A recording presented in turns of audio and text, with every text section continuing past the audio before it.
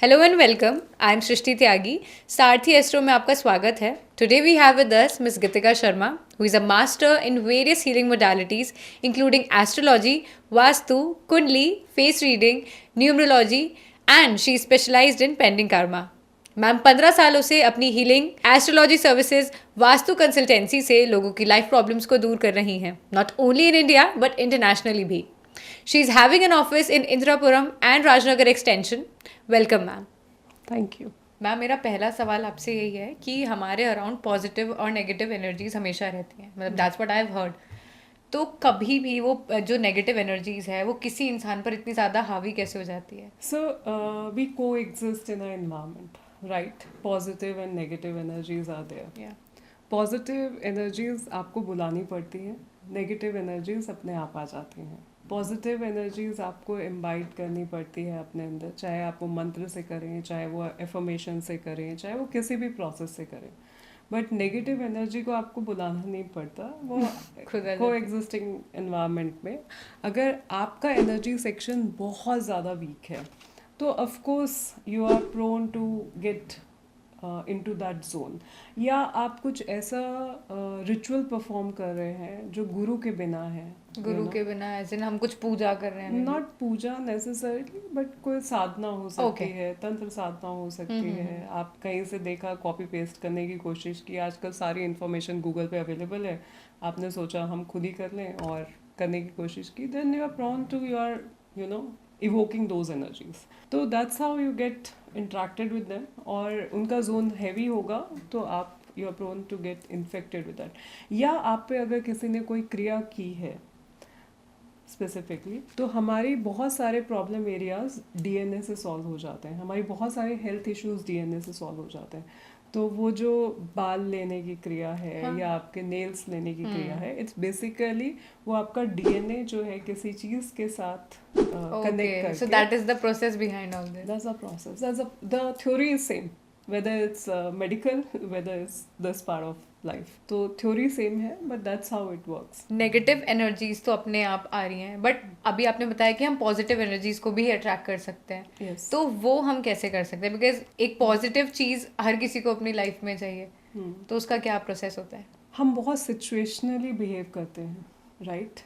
अपने mood swings ऊपर नीचे करते रहते हैं, इमोशनली बहुत डैमेज हो जाते हैं। तो अगर आप कोई भी रिचुअल प्रैक्टिस नहीं कर रहे हैं, हमारे बड़े बुजुर्गों ने जब हमें कोई रिचुअल्स बताए तो वो रिचुअल्स बताने का रीज़न ये था कि अगर आप सूर्य को डेली जल दे रहे हैं तो आप वो एक एनर्जी सेक्शन अपना बेटर कर रहे हैं। And when you are doing something every day, you are tend to kind of affirming that thing again and again Positivity and again. नहीं हाँ, तो आपका वो मैथ्स का एक क्वेश्चन है जिसको आप डेली कर रहे हो, तो आपकी इतनी प्रैक्टिस हो जाएगी कि over the period of time you are आप उसमें मास्टर हो सकते हैं, और वो एनर्जी आप हैवी कर लोगे।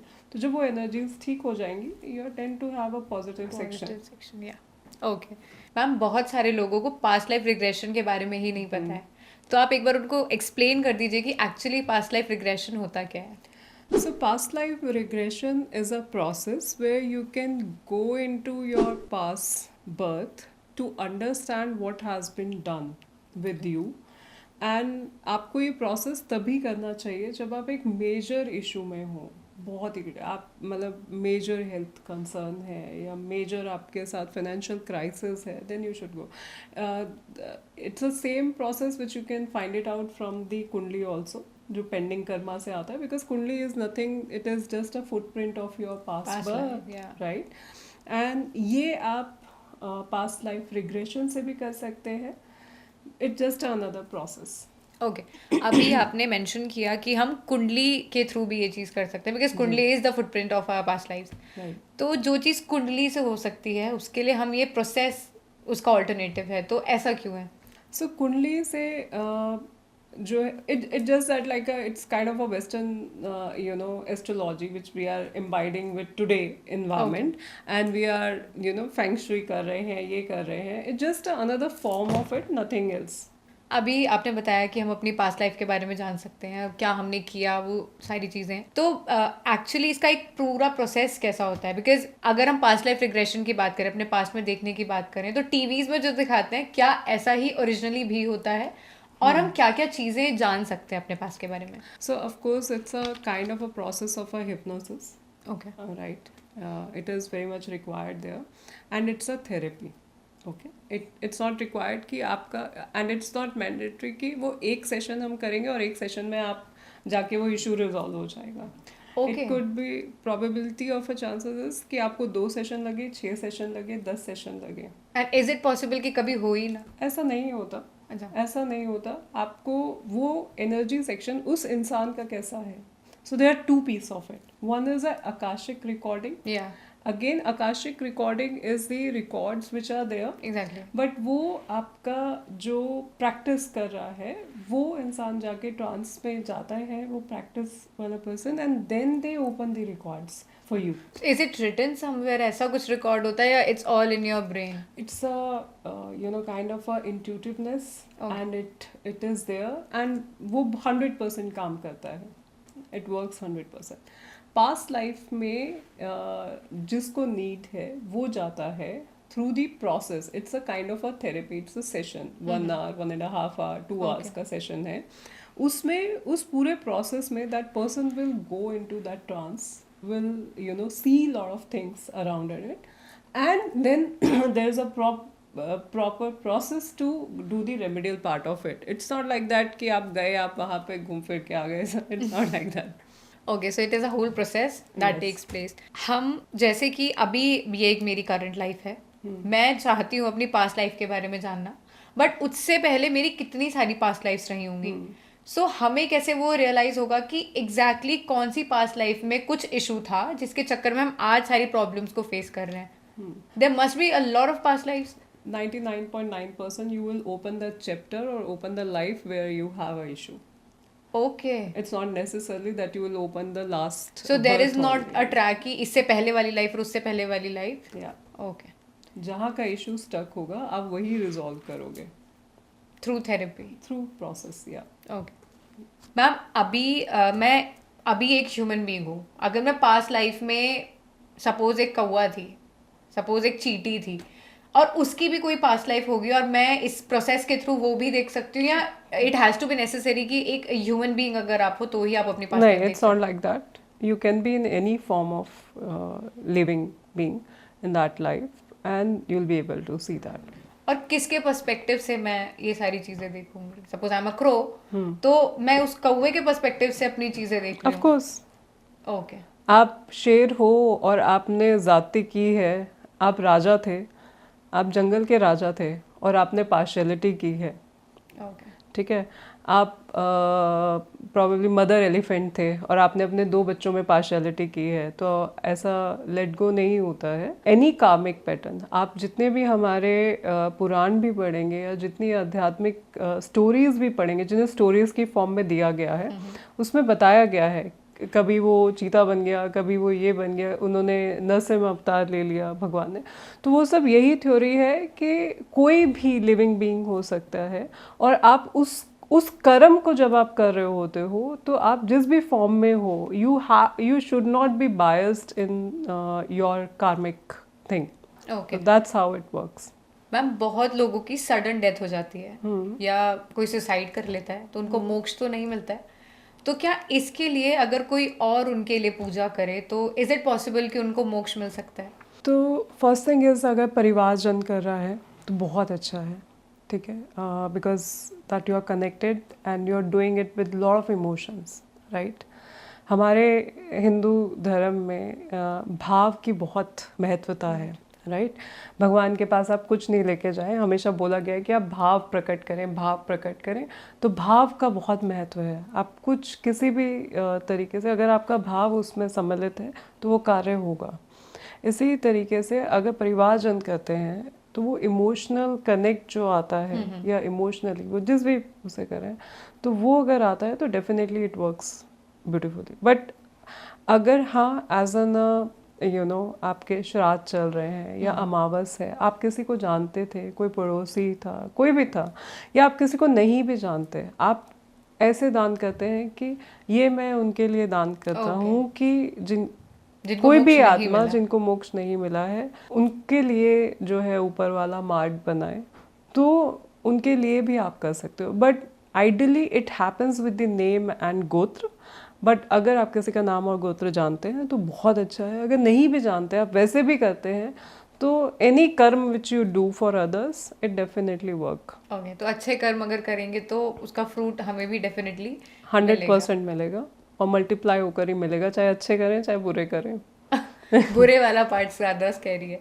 मैम बहुत बार मैंने ऐसा सुना है कि जो स्पिरिट्स होती हैं उनका हमेशा, जो bad spirits to be specific, उनका हमेशा कोई ना कोई मोटिव होता है, और क्योंकि अब वो स्पिरिट है तो वो उसको पूरा नहीं कर सकती, इसीलिए वो किसी की बॉडी की हेल्प लेती हैं अपने मोटिव्स को पूरा करने के लिए. अगर आप, हमें ना सिखाया गया कि आप सत्संग में जाओ. सत्संग में क्यों जाना चाहिए? पॉजिटिव रहोगे आप. ओके. आप अच्छे लोगों के बीच में बैठो, अच्छी बातें सोचो, अच्छी बातें करो. उसका रीज़न ये था that you imbibe those positive vibes with in you, right. आप एक गलत मोटिव सेक्शन को धीरे धीरे धीरे धीरे, क्योंकि आपके हिसाब से वो चीज़ आप डिज़र्व करते हो, आपके हिसाब से वो आपका होना चाहिए, आपके हिसाब से ऐसा होना चाहिए, but you know it's not like that. आप क्या फुटप्रिंट कैरी कर रहे हो इन योर कुंडली, आपको उसके हिसाब से बहुत सारी चीज़ें मिली हैं. आज आप अच्छा या बुरा, आप definitely what ever the wealth you will accumulate, वो आपके नेक्स्ट जनरेशन तक जाएगी. ठीक है. वट एवर द पाप और पुण्य you are accumulating, you are going to give that also to your next generations. That will not go with me. Of The course. pap and punya. That will also go to your next generations, right? And it will go to Okay. minimum to 3 generations. My karma The good and the bad both will go to 3 generations to of 3 mine. generations minimum pass through. जब आप उनको वो अच्छा या बुरा, तो आज जो कुछ भी मैं कर रही हूँ, एक तो मेरा प्रारब्ध है जो मैं लेकर आई, Past life से. हाँ, एक संचित है जो आज मैं इकट्ठा कर रही हूँ, और एक मेरे बुजुर्गों का पाप या पुण्य है, उसका भी पोर्शन मुझे भुगतना है. तो अगर हम इसके रेशो की बात करें तो हम अपने पास्ट लाइफ से कितना लेकर आते हैं और हमारा अभी करंट लाइफ का कितना है, तो ऐसा कुछ So, rough आप figures. ऐसा फिगर में मत जाइए आप, बट द थ्योरी इज कि अगर आप उस चीज़ को समझना चाहें, तो ये है कि अगर मैंने ये अपने अंदर सोच बना ली कि मैं आज जो भी पाप या पुण्य कर रही हूँ वो मेरे नेक्स्ट जनरेशन तक तो जाएगा ही जाएगा, कि अगर मैं मोक्ष के रास्ते पे नहीं हूँ तो ठीक है, तो वो मेरे अगर नेक्स्ट जनरेशन तक जा रहा है, तो क्या मुझे करना चाहिए.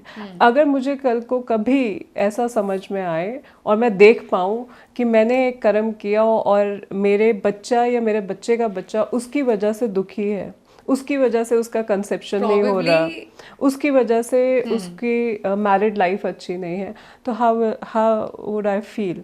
तो अगर मैं ये सोचती हूँ तो मैं उस नेगेटिव एनर्जी जोन में नहीं जाऊंगी जब तक मुझ पे कोई क्रिया नहीं होगी, तो ठीक है.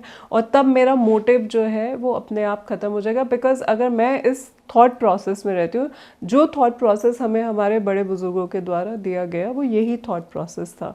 अगर मेरे को नहीं, मैं आई हूँ, I want to achieve something and I want to do, बस यही मेरा थॉट प्रोसेस है, जो कि मोस्ट ऑफ जनरेशन का आज वो अपने रूट्स से नहीं जुड़े हुए हैं.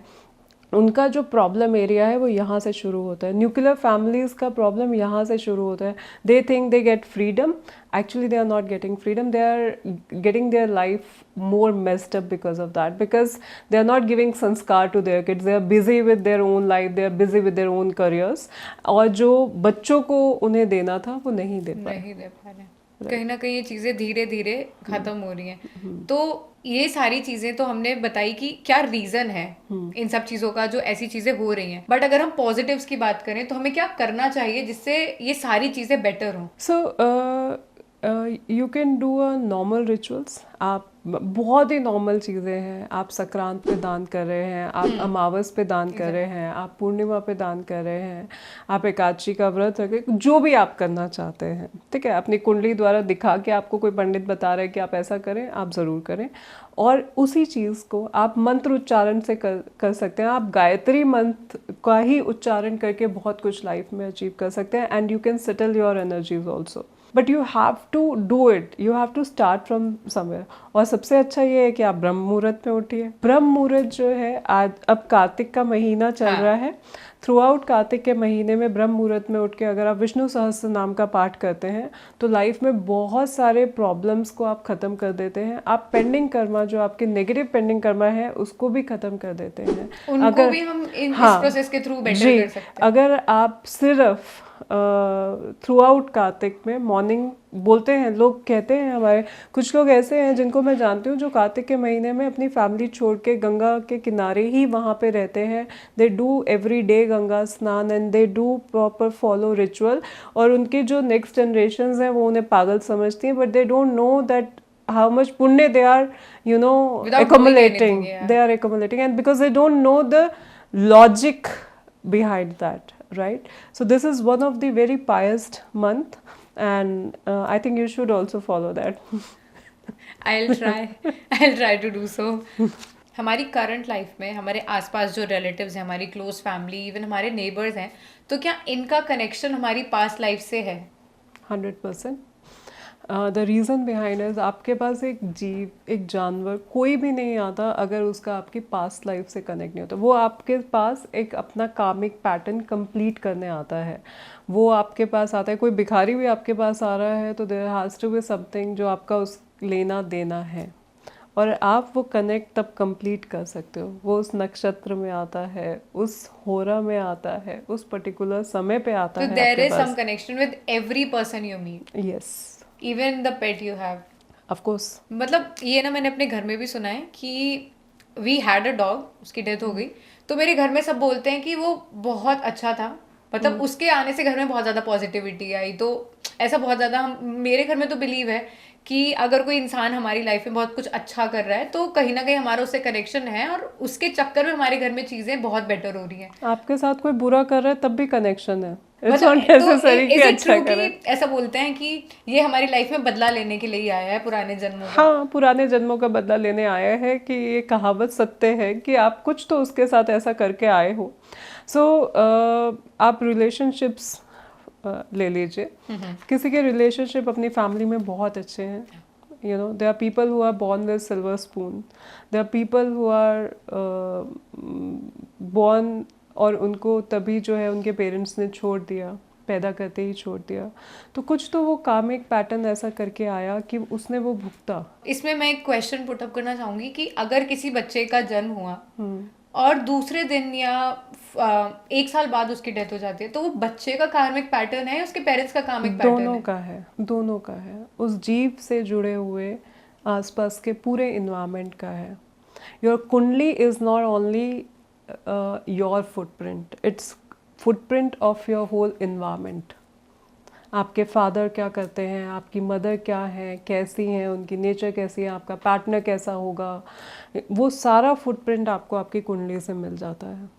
तो क्या मतलब वो आपके इन्वायरमेंट का नहीं है, वो आपके इन्वायरमेंट का है। आप पेट रखोगे, पेट कब आएगा आपकी लाइफ में वो भी आपको आप अपनी कुंडली से पता कर सकते हैं। आप क्या खाओगे वो भी आप पता कर सकते हो कुंडली से। What are your taste buds are, what kind of movies you watch, और what kind of a friend circle you are having, किस नाम के अक्षर के लोग आपके जीवन में सबसे ज्यादा होंगे। तो ये सब चीजें रियल हैं। मतलब टू बी ऑनेस्ट, अगर कोई मेरे को बताए कि मैं अगर 100 नाम के लोगों से ज्यादा बात करूं तो मेरी उनसे ज्यादा बनेगी, या मेरा आने वाला हस्बैंड इस प्रोफेशन से हो सकता है, तो ये चीजें कितने हद तक ये ट्रू है कि ऐसा होता है? ये 100% ट्रू है कि ऐसा होगा। हाँ।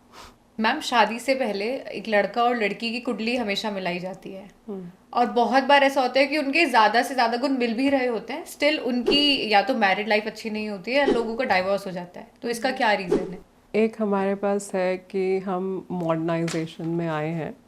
हमारे पास पहले जो हम खाना खाते थे और अब के खाने में मॉडर्न फूड आ गया है, मॉडर्न टेक्नोलॉजी आ गई है। इसी तरीके से एक सेक्शन ऑफ एस्ट्रोलॉजी है which is a modern astrology. तो जब हम पहले गुण मिलान करते थे आज से 20 साल पहले या आज से 30 साल पहले, तब जो थ्योरी थी वो डिफरेंट थी एस्ट्रोलॉजी में। Then we use to look at different things in और the section of kundli when we are doing a match making.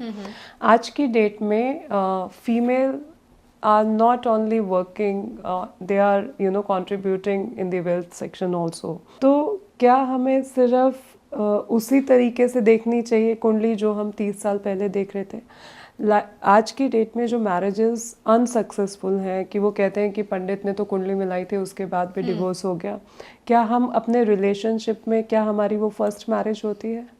Are we not physically involved earlier in our prior to our marriages? तो ये सारी चीजें effect करती हैं? Of course affect करते हैं ना. Of course, you are creating that energy sections and how you are thinking कि वो divorce हो गया, आप astrologer को पकड़ो जाके कि divorce आपने तो कुंडली मिलाई थी. अरे आपने कहाँ सच बताया astrologer को? है ना, आपके 4 affairs चल रहे थे, you were in live-in relationship, तो what was left as in a marriage perspective? Yeah. तो this thing is absolutely wrong. तो मैरिजेस नहीं चलने के या डिवोर्स सेक्शन हायर होने के बहुत सारे रीज़न हैं. और फिर जाते हैं लोग एस्ट्रोलॉजी. मेरे पास भी बहुत लोग आते हैं, आप कुछ भी कर दो बस इससे से ही हो जानी चाहिए शादी. पेरेंट्स भी आते हैं, पर लड़का बहुत अच्छा है, लड़की बहुत अच्छा कमाती है, कर लेंगे एडजस्टमेंट, हम कर लेंगे. क्या एडजस्टमेंट कर लोगे जब कुंडली मैच नहीं कर रही है?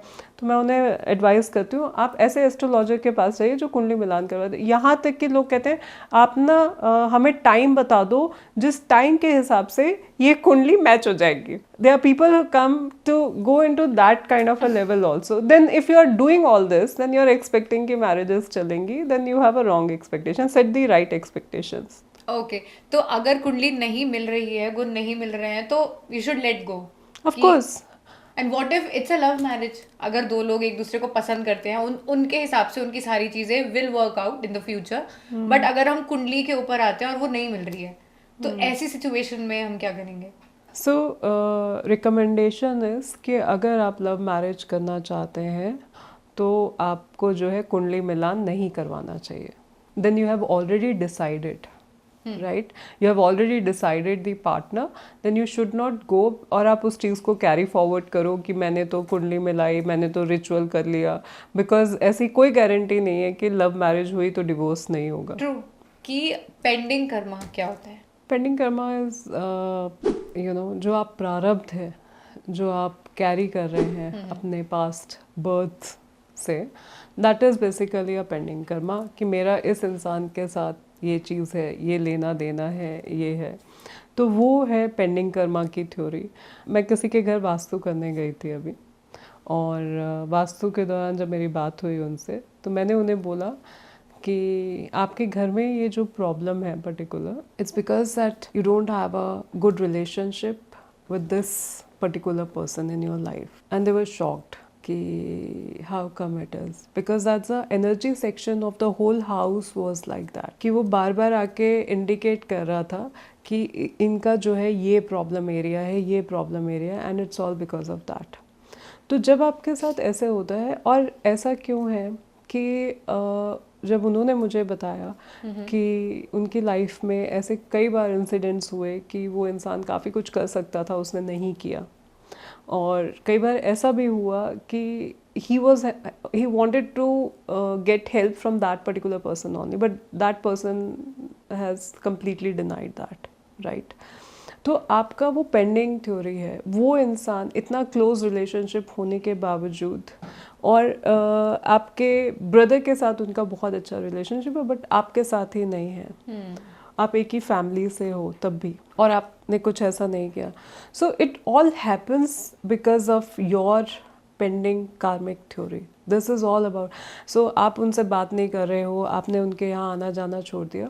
सो you have to resolve that piece of energy section, and this is what the pending karma is all about. तो जो इश्यूज हैं उनको रिजॉल्व करना जरूरी है, और we should just let it be. नहीं, इश्यूज अब रिजॉल्व होता है तो देखिए क्या होता है, जब इंसान का खुद का बहुत मेजर प्रॉब्लम आता है ना, तब वो एस्ट्रोलॉजर के पास जाता है. True. एक है कि आप दशा के हिसाब से रेमेडी करवा दें और कर दें. एक है कि आप बेस लाइन पे काम करें. बेस लाइन इज कि ये पेंडिंग कार्मिक थ्योरी चल ही रही है, ये आज नहीं तो कल ये इशू आना ही है.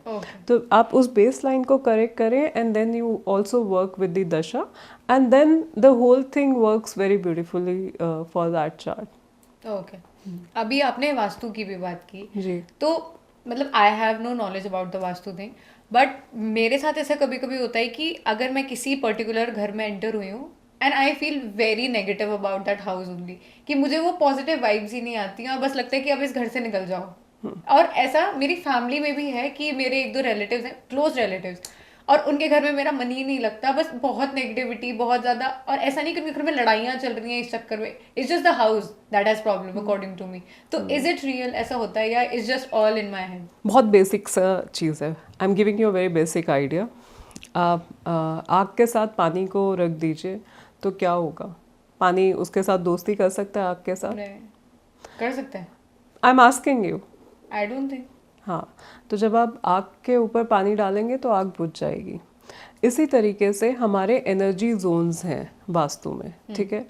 अब अगर हम उसको जो है डिफरेंट एनर्जी जोन उस सेक्शन में डाल देते हैं तो हमारे लिए वहाँ का प्रॉब्लम एरिया शुरू हो जाता है। ओके, ठीक है, that's how the whole vastu thing works. And आपका जो प्लैनेट खराब होता है, आप वही चीज़ अपने घर के वास्तु में भी खराब करके रखते हैं 99.9%। ये बाय डिफ़ॉल्ट है। आपका जो प्लैनेट खराब होगा, आप उसी तरीके की चीज़ें धारण करेंगे, आप उसी को, उस एनर्जी सेक्शन को और बढ़ाते रहेंगे। So negativity works in that form. Positivity आती है, आप उसके लिए एफर्ट ज़्यादा करना है। उसके लिए एफर्ट है। आप एस्ट्रोलॉजर के पास जाओगे, वो बोलेगा आपको ये 3 कलर्स नहीं पहनने, ये नहीं करना, ये नहीं करना। आप कहते हो कि इसको कुछ नहीं आता। Actually he what that astrologer is trying to do, according to your kundli, according to your energy section, वो आपका एनर्जी सेक्शन बैलेंस कर रहा है। सो नेगेटिव्स खुद ही खुद ऊपर बढ़ते रहेंगे, पॉजिटिव्स के लिए you have to do effort, because you have conditioned yourself for negativity. तो वो आप उसको बार बार अट्रैक्ट करते हो। Okay, thank you so much. We are ending this podcast on such a positive note. And I have to say this. I really, really liked you. I really Thank liked you. your vibe. You have such a positive aura. Thank and you so I much. really enjoy talking to you. Same here. Thank you. Thank you so much.